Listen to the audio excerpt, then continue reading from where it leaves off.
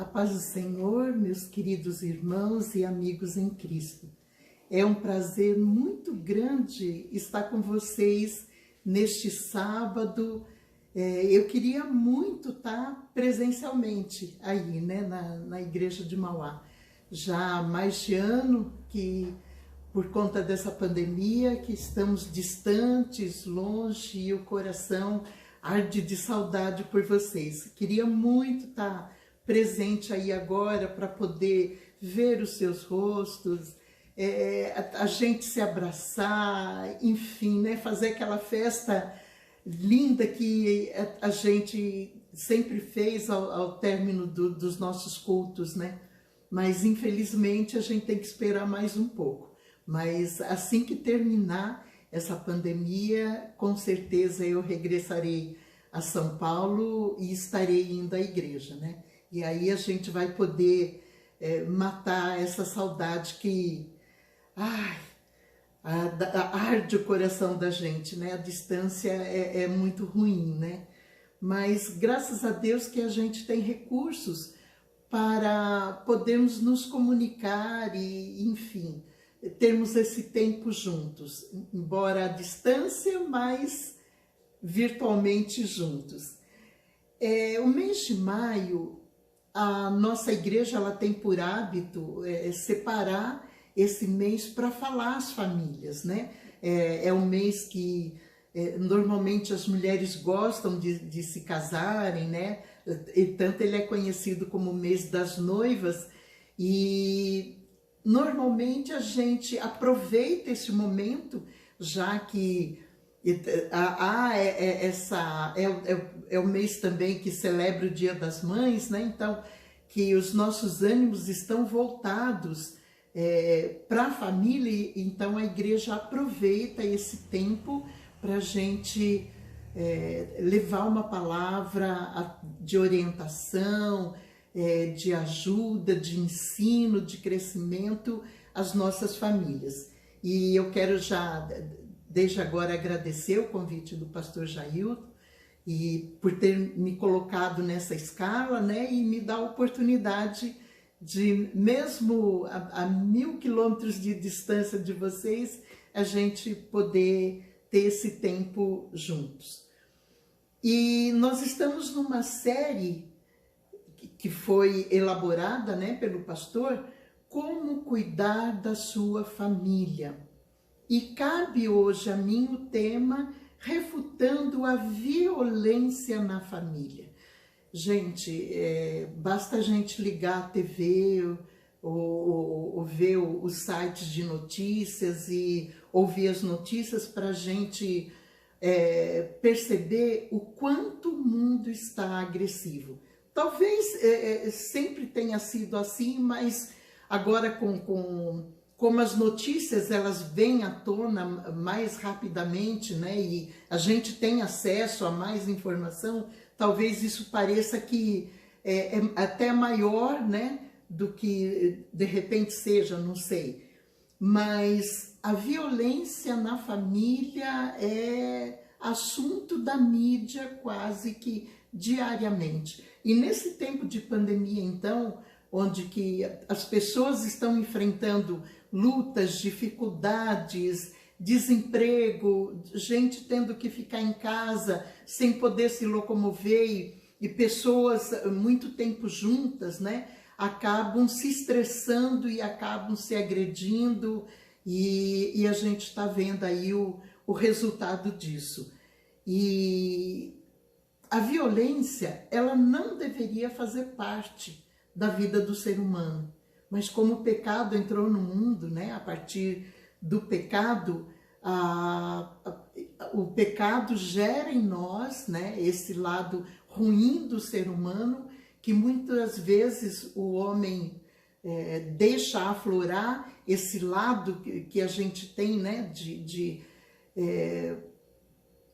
muitas vezes não saber como lidar com os sentimentos, com as emoções, com a ira, né, no momento da ira, da raiva, e muitas vezes a gente acaba agredindo, ofendendo, magoando aqueles que vivem junto com a gente.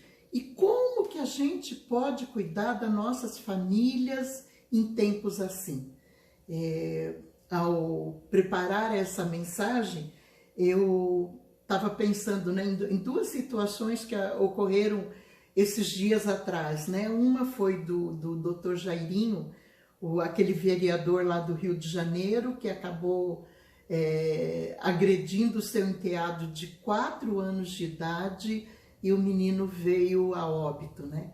E quando eu ouvi pela primeira vez a notícia, eu fiquei assim pensando, meu Deus, como que pode um adulto bater numa criança ao ponto de tirar a vida dela, uma criança de 4 anos? Como que alguém tem coragem de agredir a esse ponto uma criança, né?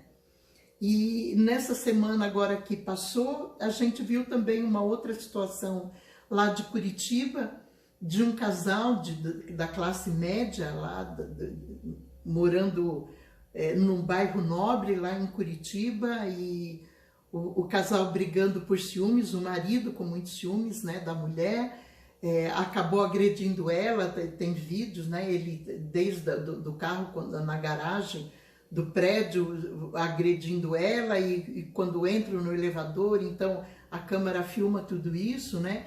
E minutos depois ela é jogada da varanda, né, do apartamento, ela é lançada de lá e acaba morrendo, claro, né, com a queda. E esse homem, ele foi condenado, né, à prisão pela morte, né, da sua esposa. E em todo tempo a gente está vendo notícias semelhantes a essa. Então, a violência, ela está na sociedade de uma forma geral. Ela está no mundo, desde que o pecado entrou, né? A gente começa vendo lá com Caim, matando o seu próprio irmão, e por aí vai. E essa violência, ela causa males, destruição, divisões, né? E tantas coisas ruins, se a gente não souber como lidar com ela. Mas a palavra de Deus, ela estabelece princípios que, se a gente observar e seguir, a gente pode ser direcionado. E nós vamos usar como exemplo disso, né, um exemplo bíblico, a família de Davi. Davi, como rei de Israel, ele é até hoje, né, o povo de Israel tem ele, né, em alta, e nós também, né, porque foi o homem segundo o coração de Deus, as canções que ele escreveu, os poemas, a forma, né, como ele se comunicava com Deus, e a história dele mexe com a gente, com nossos corações, né? A forma como Deus o escolheu, como ele ganha ainda menino, né? E derruba lá o Golias, o gigante que ameaçava o povo de Israel, enfim. E a gente tem, assim, um olhar para ele de uma forma que a gente acaba deixando de lado as falhas que ele teve. Então, normalmente a gente não fala muito nos erros, nas falhas de Davi, né? Mas Davi, como sacerdote do lar, como o homem da casa, falhou muito. Falhou muito e trouxe consequências terríveis à sua família. E é sobre isso que a gente vai falar nessa manhã, pegando como ilustração o que aconteceu na vida do rei Davi, que é alguém que a gente tem em alta, né? Alguém que tinha uma intimidade muito grande com Deus, mas que falhou na sua caminhada como pai, com certeza como marido, e enfim, e gerou toda a violência que estaremos falando a partir de agora. Então, que princípios nós podemos observar na palavra de Deus para evitar a violência na nossa família? O primeiro princípio, Para evitar a violência na família, controle as emoções. A família de Davi, ela foi vítima da violência sexual. O texto de 2 Samuel 13, o primeiro versículo diz assim: depois de algum tempo, Amon, filho de Davi, apaixonou-se por Tamar. Tamar era meia-irmã de Amon, né? Era filha de uma das esposas de Davi, não era da mesma mãe, né? Amon era de uma esposa e Tamar era de outra. E ele se apaixona por ela. E perdeu o equilíbrio emocional, perdeu noção do senso, né? Do que é certo, do que é correto. E nesse meio ele recebe um conselho de um amigo que diz para ele: já que você é apaixonado por ela, faz assim, finge que você está doente e que você está de cama, e aí o rei vai te ver, porque você é filho do rei. E quando o rei for te ver, você diz que você gostaria que a Tamar viesse tomar conta de você, que fizesse uma refeição para você, uma comida, porque você está enfermo. E ele gosta da ideia, aceita aquela ideia e faz isso. E disse que Davi vai visitá-lo quando recebe a notícia que ele está doente. Ele faz o pedido a Davi. Davi, então, retorna ao palácio, fala com ela e diz para ela, para Tamar: olha, vai lá, cuida do seu irmão está de cama, está enfermo, faz lá uma comida para ele, serve ele. E ela, de bom grado, vai. Chegando lá, o que ele faz? Ele dispensa os empregados, né, os serviçais ali da casa, e ela então vai, prepara comida para ele, e quando ela vai servir, ele pede para ela que gostaria que ela levasse ao quarto dele. E ela ingenuamente vai, e quando chega lá, ele se declara para ela. Diz que ele está apaixonado e ele quer ter um relacionamento íntimo com ela. E ela, diante disso, ela diz para ele assim: olha, não, meu irmão, está lá no versículo 12, não me faça essa violência. A reação de Tamar foi de susto, e diante daquela situação, ela, menina, diz que era uma moça extremamente bonita, atraente, mas era irmã dele, né? Então, ela argumenta com ele, mas Amon, nesse momento, ele se sente rejeitado. Então, olha, uma das lições que nós temos que aprender dessa história, em primeiro lugar, o sentimento de rejeição pode levar à violência. Até ali, ele não tinha tido uma atitude violenta com ela, ele apenas se declarou e queria ter um relacionamento consensual com ela. Mas quando ela diz não, ele se sente rejeitado. E não sabendo lidar com a rejeição, ele então agride a Tamar, pega a força, né?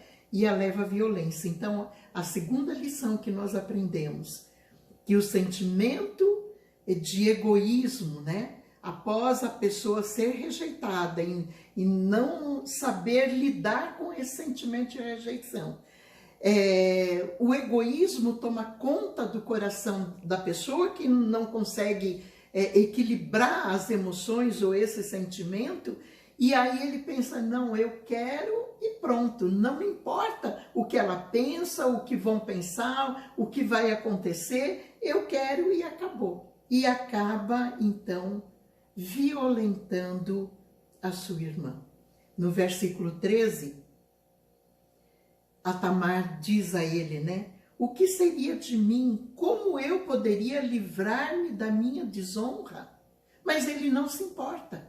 Ele não está nem aí com o que vai acontecer com a sua irmã, o que será dela, o que pode vir a acontecer com ele também.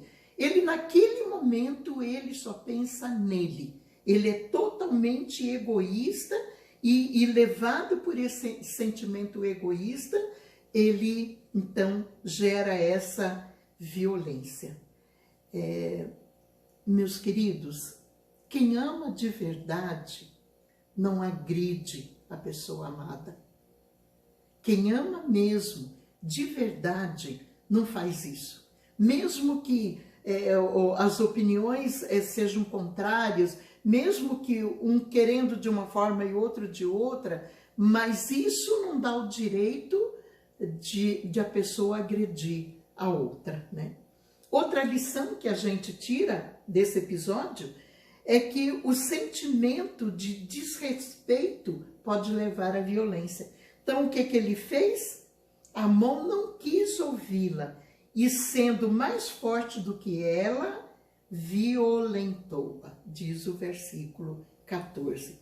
Ou seja, ele passou dos limites, ele usou a força bruta de um homem que estava irado, estava com raiva, estava com seu orgulho machucado e feriu alguém mais frágil que não tinha como se defender naquele momento.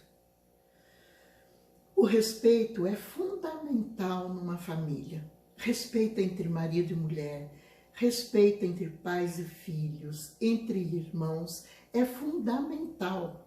Nós temos limites, todos nós temos limites até onde nós podemos ir, até onde vai a nossa liberdade e onde começa do outro. E nós precisamos aprender os nossos limites e respeitá-los. E assim a gente aprende a respeitar o próximo, né? Aquele que vive junto com a gente, né? E em quarto lugar, como lição que a gente pode tirar desse episódio terrível, né? O sentimento de impunidade pode levar à violência. O Amon, por ser o filho do rei, ele achou que com ele não iria acontecer nada. Ele era filho do rei, então ele podia fazer o que ele quisesse, porque não tinha problema, né? Mas a jovem lhe alertou, a jovem disse: e o que seria de você? Você cairia em desgraça em Israel. Mas ele não deu ouvido. Em Provérbios 21, versículo 12, está escrito: Deus é justo e observa de perto as maldades do perverso. Mais tarde trará sobre ele o castigo merecido. Os atos perversos de Amon lhe custou a própria vida. Quando a gente não consegue controlar as emoções, não consegue lidar com os não que a vida pode nos dar, nos proporcionar, quando a gente não consegue lidar com aquilo que a gente deseja, mas não está ao nosso alcance muitas vezes, ou não é correto, enfim, quando a gente não consegue lidar com essas coisas e a nossa atitude é perversa, uma coisa você pode estar certo: Deus está vendo todas as coisas e não deixará impune o perverso. É o que diz lá Provérbios no capítulo 21 e o versículo 12. Bom, a segunda parte dessa mensagem, para que a gente consiga trabalhar a nossa família de uma forma que a nossa família ela seja saudável. Então, para evitar essa violência na família, encare os problemas. Tem muita gente que, quando surgem os problemas, foge da situação. Vão dormir, não querem falar no assunto, não querem e acham que o tempo vai resolver o problema. E nem sempre é assim. A gente precisa encarar os problemas. Olha só, o líder dessa família era o rei de Israel, Davi. Quando ele soube da notícia, diz o texto bíblico, que ele ficou indignado, mas não fez nada. não tomou nenhuma atitude em relação a Amon. Então, a princípio, Amon deve ter pensado, né? Eu sou filho do rei, realmente comigo não vai acontecer nada, né? Mas a Tamar, depois do que acontece da violência, ele chama os empregados da casa dele e manda com que os empregados joguem Tamar na rua, como numa atitude de vingança por ela tê-lo rejeitado, né? E diz que ela vai pela rua, né, chorando, diz que coloca cinza no cabelo, rasga suas vestes, e aí quando ela chega em casa, que ela vai conversar com seu irmão, o Absalão, que é o outro filho de Davi, e conta o que aconteceu. O Absalão, a princípio, nos parece pela história, né? O texto não deixa isso muito claro, mas parece que ele fica esperando o que o pai vai fazer em relação a essa situação. Porque se passam 2 anos sem que nada aconteça, Davi fica indignado, mas não toma atitude nenhuma. Ele foge do problema. Ele não encara, ele não chama Amon para conversar, para confrontá-lo, para castigá-lo, porque ele fez uma coisa muito errada e ele merecia, né, um castigo, uma conversa muito séria, muito franca ali. Davi não faz isso, ele não toma atitude nenhuma. E nesse tempo, no coração de Absalão, vai crescendo a amargura. Ele não fala com ninguém, ele não conversa do sentimento, mas o coração dele, aquela mágoa, aquele ressentimento pelo que aconteceu com a irmã, vai se transformando num ódio contra o seu irmão. E aí, passado 2 anos, ele pede a Davi que ele vai tosquear as ovelhas lá numa região e pede para que os irmãos o acompanhem, e Davi deixa que os filhos vão juntos, né? E quando ele chega lá, ele dá ordem para os empregados dele, que era para dar bastante bebida alcoólica, né? Vinho, né? Que era a bebida que eles tomavam, e quando ele tivesse embriagado, o Amon, era para os empregados dele matarem Amon, por conta disso, para vingar a Tamar. E acontece isso. Então, como Davi não resolveu o problema lá atrás, como ele não encarou o problema, as consequências disso acabou trazendo mais desgraça sobre a vida da sua família. A família de Davi agora tinha uma menina que foi abusada, tinha o filho que era o próprio abusador, aí o outro filho se torna um assassino que mata o irmão, então ele acaba perdendo um filho, porque não corrigiu, porque não soube lidar com a situação, e aquilo vira uma bola de neve, né? Os problemas aumentam muito mais do que ele possa ter imaginado. Então, gente, não deixa a amargura se alastrar.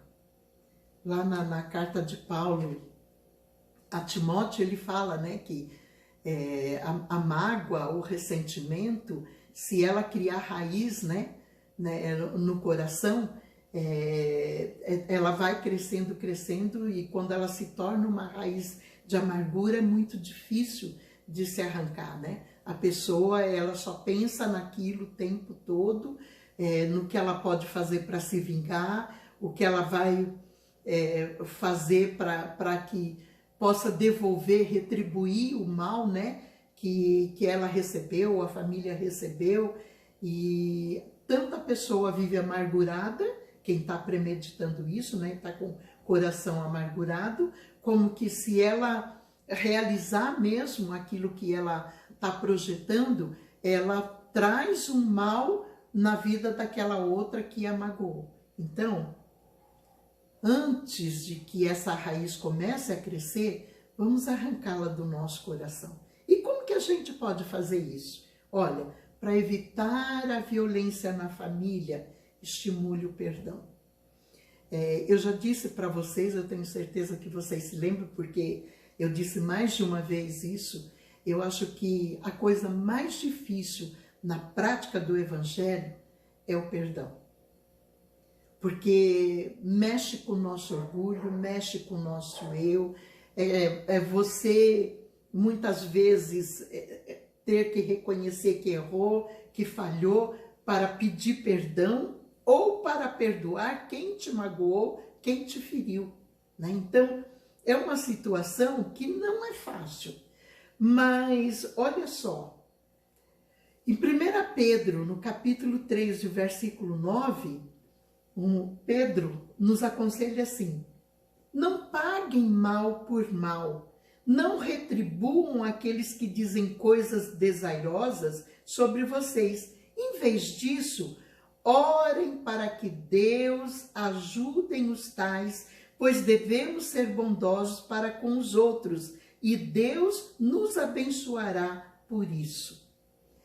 O perdão, meus queridos, não é uma questão de justiça humana. Se depender da gente, a gente não perdoa, a gente não restaura aquilo que foi quebrado, aquilo que foi marcado, né? Então, ela não é uma questão humana, mas é um ato de misericórdia divina.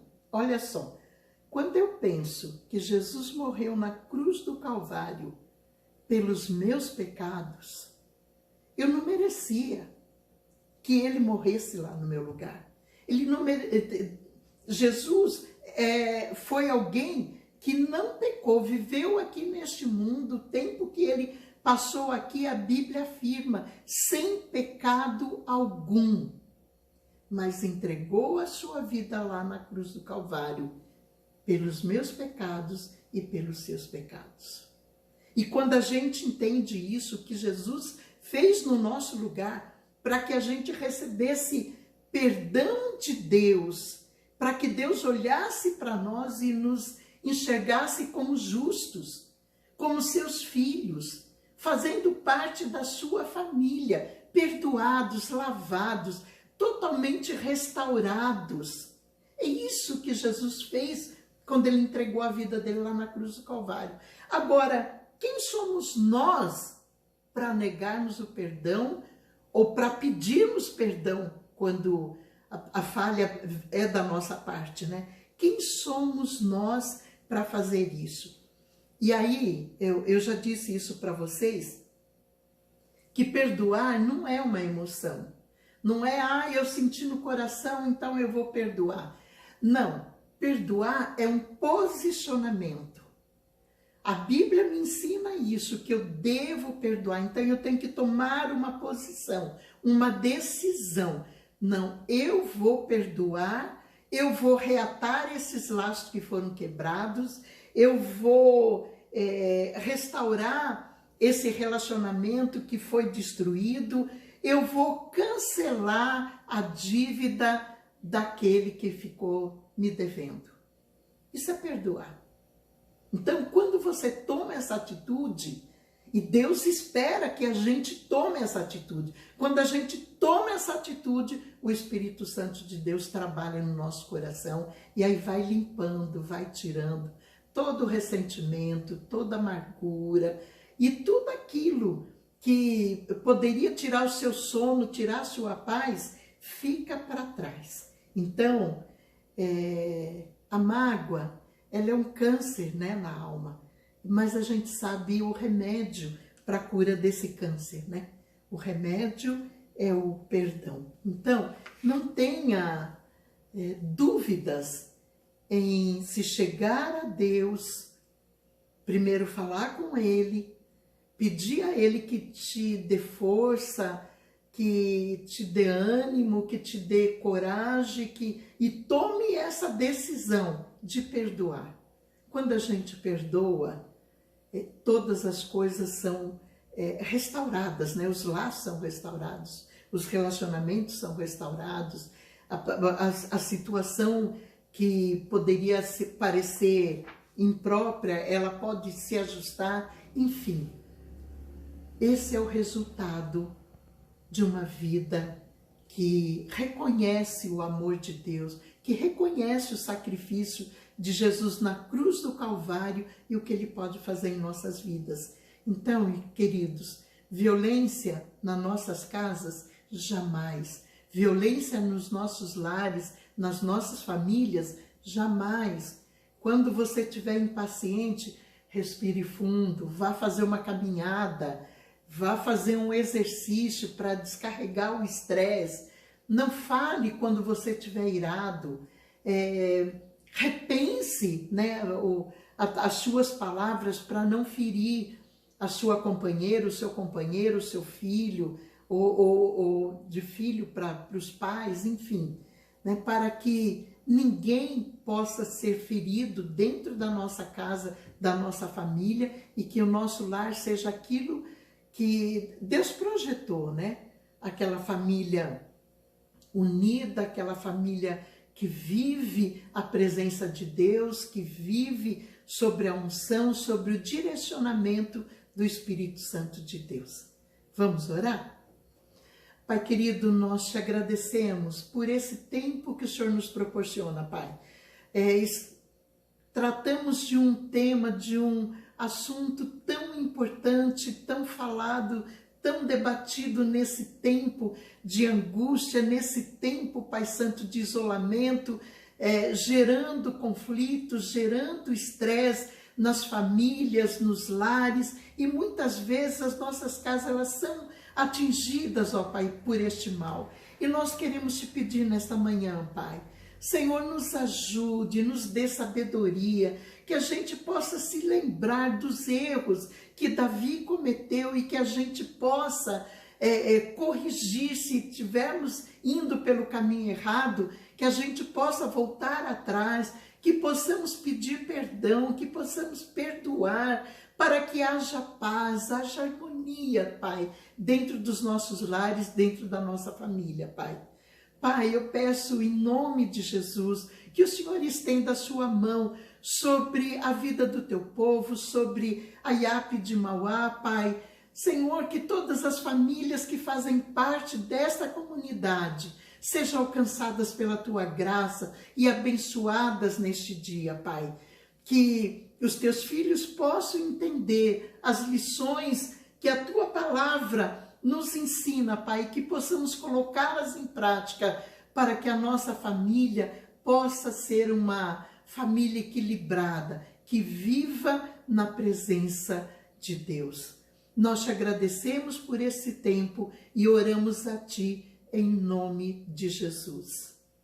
Nós agradecemos o convite, agradecemos aos irmãos por esse tempo e brevemente estaremos juntos em nome de Jesus. Fiquem com Deus, que Deus os abençoe e tenham um sábado abençoado na presença do Senhor.